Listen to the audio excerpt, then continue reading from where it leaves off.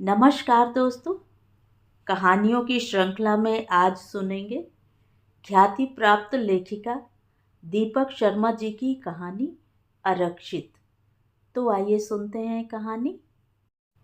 उनका घर वैसा ही निकला जैसा मैंने कल्पना में उकेर रखा था। स्थायी स्वागत मुद्रा के साथ घनी विपुल वनस्पति, ऊंची लाल दीवारें व पर्देदार खुली खिड़कियां लिए वह बंगला पूरी सड़क को सुशोभित कर रहा था। साहब घर पर नहीं है। अभी हम पहले फाटक पर ही थे कि एक साथ 4 संतरियों ने अपनी बंदूकें अपने कंधों पर तान ली। हम तुम्हारे साहब से नहीं, तुम्हारी मेम साहब से मिलने आए हैं। मैं अपनी पत्नी की ओट में खड़ा हो गया। हम उनके रिश्तेदार हैं। क्या रिश्ता बताएंगे हुजूर? सभी संतरियों ने तत्काल अपनी बंदूकें अपने कंधों से नीचे उतार ली और हमें सलाम ठोक दिया। मेम साहब की बहन है। मैंने पत्नी की ओर इंगित किया।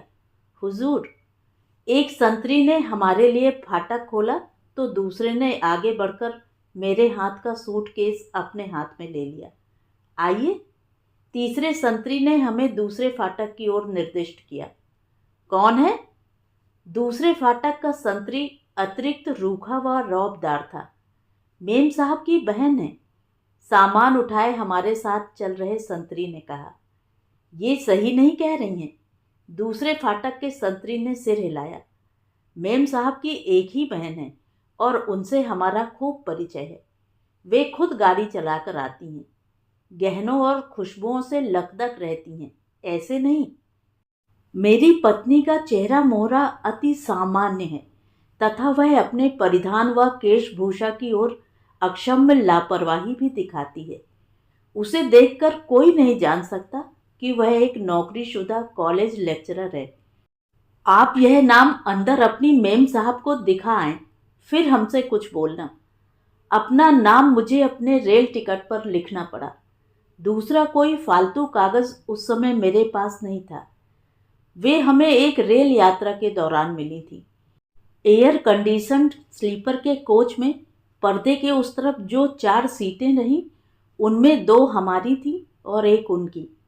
आप शायद ऊपर वाली सीट पर जाएंगी।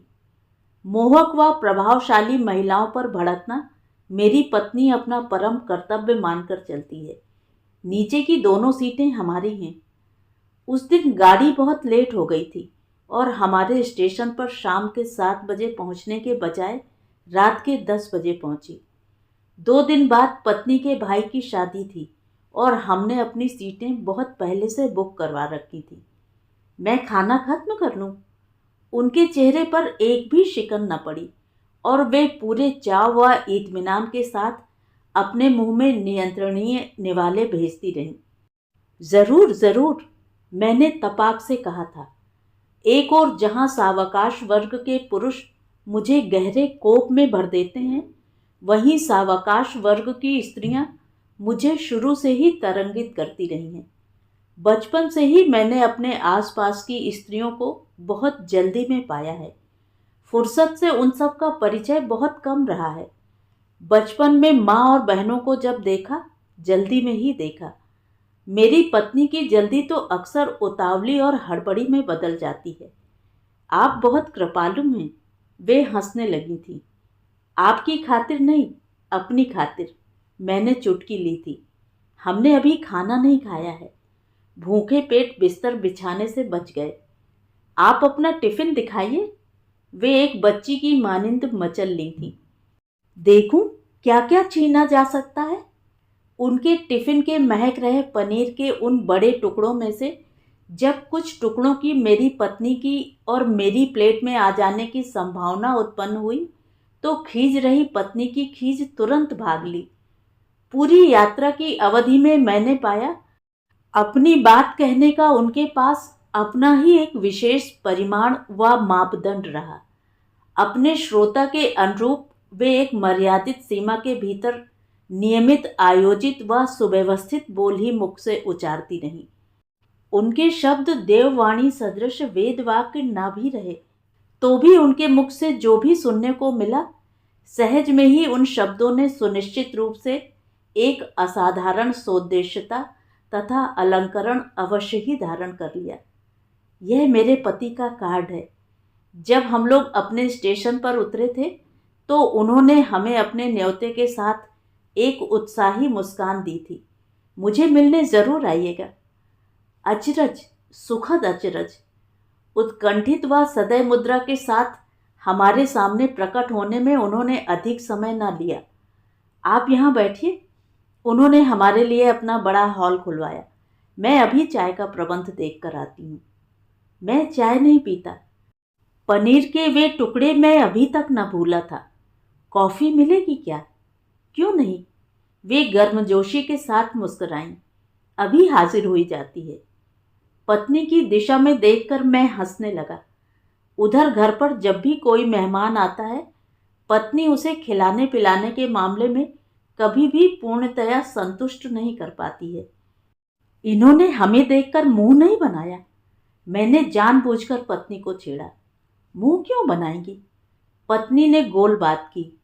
चीजें बनाने और चीजें लाने के लिए जिसके एक इशारे पर बीसियों अर्दली हाजिर हो जाते हैं, वे अपने आदर सत्कार में क्यों टाल मटोल करेंगी? यह केक मैंने कल खुद बनाया था। एक सुसज्जित ट्रॉली के साथ वे जल्दी ही लौट आईं। ट्रॉली के निचले हिस्से में 3 नैपकिन लगी प्लेटें व चटनियाँ रहीं तथा ऊपर वाले खाने में केक और नमकीन की तश्तरियाँ। लीजिए। उन्होंने केक के 2 बड़े खंड हमारी प्लेटों में परोस दिए। कल हमारे बड़े बेटे का 16वां जन्मदिन रहा। बेटा तो खैर हॉस्टल में था, मगर इस केक के बल पर उसका जन्मदिन हमारे यहाँ भी मना लिया। केक बहुत बढ़िया है, मैंने कहा। मुंह में जाते ही हलक से जा लगता है। और लीजिए। उन्होंने मेरी प्लेट फिर प्रचुर मात्रा में भर दी। बच्चों के यहाँ न रहने पर आपके पास बहुत समय खाली रहता होगा। पत्नी ने अपने ब्यौरे एकत्रित करने चाहे। अपने कुतूहल के विषय का सूक्ष्म सर्वेक्षण करने में वह निपुण है। सभी बच्चे क्या हॉस्टल में हैं? मैंने पूछा। हाँ, सभी। वे मुस्कुराई भी और उदास भी हो चली। उधर नैनीताल में जब वे 2 साल डीआईजी रहे तो बच्चों को उधर अच्छे सही स्कूल मिल गए। इसीलिए कस्बापुर की इस पोस्टिंग में अकेले ही आए, उन्हें साथ नहीं लाए। बहुत सन्नाटा है यहाँ। पत्नी बोली। क्या कभी आप डर भी जाती हैं? नहीं। उन्होंने अपनी गर्दन को बल दिया। मेरी रक्षा के लिए यहाँ बहुत अर्दली तैनात हैं। अपने खाली समय में चित्र बनाती हूँ। कॉफ़ी खत्म होते ही उन्होंने अपनी नज़र मेरे चेहरे पर गड़ा दी। आपको मेरे चित्र बहुत तुच्छ लगेंगे, फिर भी मैं आपकी राय जानना चाहूँगी। नहीं, ऐसी कोई बात नहीं है। मैं तुरंत उठ खड़ा हुआ। आप दिखाइए तो। इनकी राय मूल्यवान है। पत्नी हंस दी। आपके केक की लागत बराबर कर देगी। मैं जानती हूँ ये बहुत ऊंचे चित्रकार हैं। उन्होंने मेरी ओर देखा। इतने बड़े आर्ट्स कॉलेज में पढ़ाते हैं। चित्रकला के सिद्धांत व इतिहास के बारे में क्या क्या नहीं जानते होंगे। मैं ज़रूर आपकी परिकल्पना भी देखना चाहता हूँ। मैंने उत्साह दिखाया। मुझे विश्वास है आपके चित्र भी आपकी तरह ही भव्य व लोकोत्तर होंगे। लोकोत्तर? वे समझी नहीं। Out of this world. मैं मुस्कुराया। इस दुनिया के नहीं, उस दुनिया के, जहाँ पेड़ छाया देते हैं, फूल खुशबू और बादल इंद्रधनुष। उनके कमरे में चित्र बनाने का ढेरों सामान मौजूद था। तेल चित्रकारी हेतु कई तरह के छोटे बड़े ब्रश, कैनवस, पेंट व रंग लेप। सामने रखे एक चित्राधार पर रंग बिरंगी एक लड़की के तद्रूप चित्रण ने मुझे प्रभावित किया, तो पीछे दूर रखे एक चित्रफलक पर बने एक समूह ने बुरी तरह चौंका दिया। समूह के प्रत्येक सदस्य के धड़की तमगों वाली पुलिस यूनिफॉर्म के ऊपर बाघ के सिर टिकाए गए थे। सिर संपूरित बाघवत रहे। वही छलघाती मुद्रा, हिंस्र आंखें, अभिधावक जबड़े, आक्रामक दांत व रक्त पिपासु जीवा। साहब आ गए हैं। एकाएक उस नीरव बंगले का सन्नाटा टूटा और चारों तरफ मोटरों के होहल्ले व अर्दलियों संतरियों के तौबा तिल्ले की प्रदर्शनी शुरू हो ली। आइए उधर बैठते हैं। उनके भव्य चेहरे की रंगत व स्नेहिल भंगिमा की सरगर्मी तत्काल लुप्त हो गई। लंबे डग भरती हुई वे हमें पीछे के बरामदे में रखी बेंत की कुर्सियों तक ले गईं।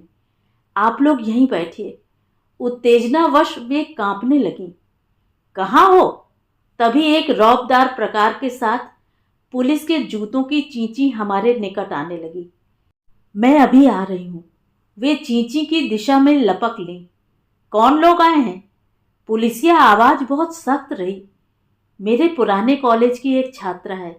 उन्होंने सफेद झूठ बोला और अपने वाक्यों के मुख्यांश दोहराने लगी। पुराने कॉलेज की एक छात्रा, साथ में उसका पति है। उसका पति? पति क्या करता है? मैंने नहीं पूछा। मुझे मालूम नहीं मालूम वह क्या करता है। उन्हें यहाँ का पता कैसे मालूम हुआ? पिछली बार जब घर गई थी तो ये दोनों रेलगाड़ी में मिले थे। उनका स्वर कांप गया। यहाँ का पता क्यों दिया? I am sorry, very sorry. उन्हें फौरन नर्क में भेज दो। मुझे ड्राइंग रूम में 7 चाय चाहिए, तुम्हारे हाथ की, साथ में सैंडविच और कुक्कू का बर्थडे केक। केक रहने दीजिए। वे घिघियाईं। मिठाई ज़्यादा ठीक रहेगी। हाँ, मिठाई ज़्यादा ठीक। केक कहाँ गया? उन दिनों यह बेचारी कई बार मेरे लिए केक लाती रहती थी। बहुत बार केक लाया करती।